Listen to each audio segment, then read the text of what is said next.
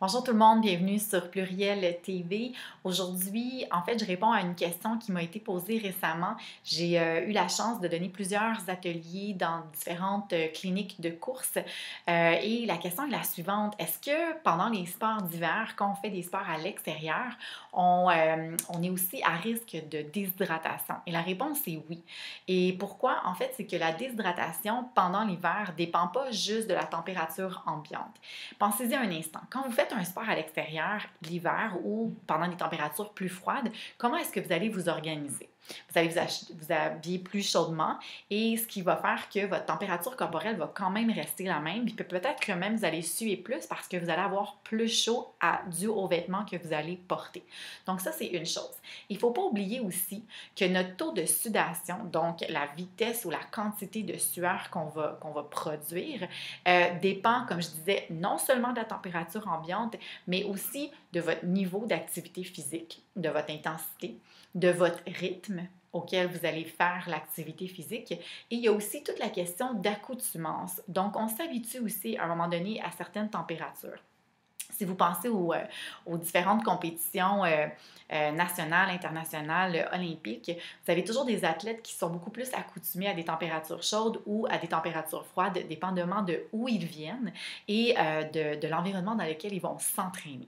Donc, voilà, c'est ma réponse pour ça. Donc, quand vous faites un sport à l'extérieur ou à l'intérieur, la déshydratation, il faut la prévenir parce que, en fait, votre sueur va quand même être produite et vous allez quand même perdre de l'eau et des électrolytes à travers l'activité physique.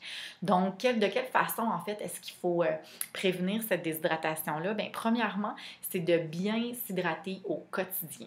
Vous n'attendez pas, dans le fond, à la dernière minute, donc avant une course, avant un entraînement, avant une compétition, pour commencer à emmagasiner de l'eau dans votre corps. Il faut que ce soit une préparation ou une habitude même, à la limite, que je dirais qu'il faut avoir quotidiennement dans le fond, dans votre façon de fonctionner. L'eau, ça peut être de l'eau que vous allez boire. Ça peut être aussi des aliments frais comme les fruits et les légumes qui emmagasinent et qui contiennent énormément d'eau. Ça peut être à travers différents breuvages hydratants aussi. Donc, on peut penser à des tisanes, à des thés, la caféine aussi à la limite parce que c'est fait avec de l'eau. Mais c'est sûr qu'il faut faire attention de ne pas oublier que quand on va vers des produits qui sont avec caféine, il y a aussi l'effet diurétique qui vient avec ça. C'est-à-dire que vous prenez de l'eau avec votre breuvage, mais après, la caféine ou la théine va jouer sur vos reins pour ensuite de ça produire plus d'urine, donc éliminer plus d'eau. Donc, c'est pour ça qu'on dit toujours de faire attention à ces types de breuvages-là qui peuvent, dans le fond, vous faire pipi plus et perdre de l'eau aussi plus rapidement.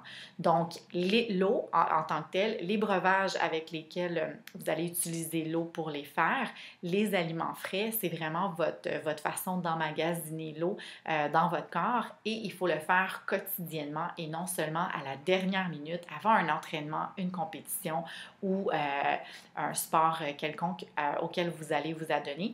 Et aussi, ne pas oublier que votre température ambiante ou votre environnement dans lequel vous vous entraînez n'est pas le seul facteur qui va affecter justement votre taux de sudation ou le rythme à laquelle ou la quantité de sueur que vous allez produire à l'entraînement. Donc voilà, c'était mon truc pour la prévention de la déshydratation à l'hiver ou à toute autre température. Si vous avez aimé cette vidéo-là, si vous l'avez trouvé utile, si vous pensez que ça peut aider quelqu'un, bien, je vous invite à le partager, à l'envoyer à quelqu'un, à l'aimer. Et bien, sur ce, je vous souhaite une super belle journée et je vous invite aussi à vous inscrire à notre infolette au www.pluriel avec un s.ca. Bonne journée, à la prochaine!